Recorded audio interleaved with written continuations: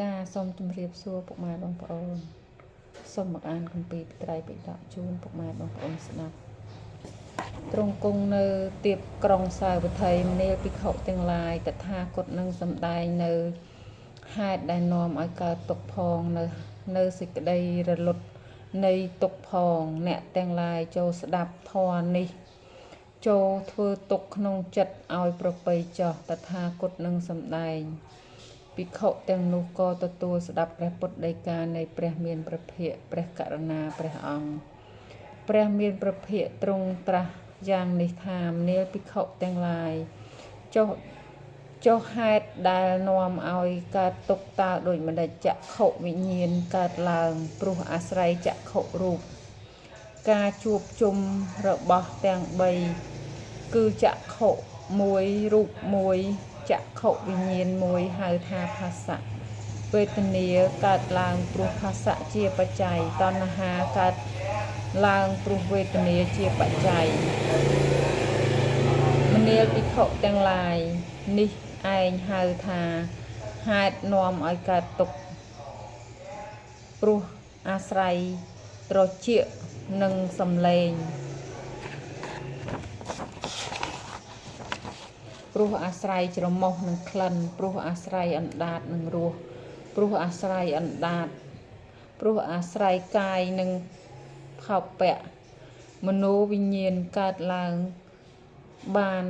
ក៏ព្រោះអាស្រ័យចិត្តនិងធម្មមារម្មណ៍ការជួបជុំរបស់ទាំង3គឺចិត្តមួយធម្មមារម្មណ៍មួយមโนវិញ្ញាណមួយហៅថាផស្សៈវេទនាកើតឡើងព្រោះផស្សៈជាបច្ច័យតណ្ហាកើតឡើងព្រោះវេទនាជាបច្ច័យមនាលភិក្ខុទាំងឡាយនេះឯងហៅថាហេតុនាំឲ្យកើតទុក្ខមនាលភិក្ខុទាំងឡាយចុះសេចក្តីរលត់នៃកងទុក្ខតើដូចម្ដេចចក្ខុវិញ្ញាណកើតឡើងព្រោះអាស្រ័យចក្ខុនិងរូបការជួបជុំរបស់ទាំង3ហៅថាផស្សៈវេទនាកើតឡើងព្រោះផស្សៈជាបច្ច័យតណ្ហាកើតឡើងព្រោះវេទនាជាបច្ច័យការរលត់នៃឧបាទានព្រោះការវិនាសនិងការរលត់មិនសេសសល់នៃតណ្ហា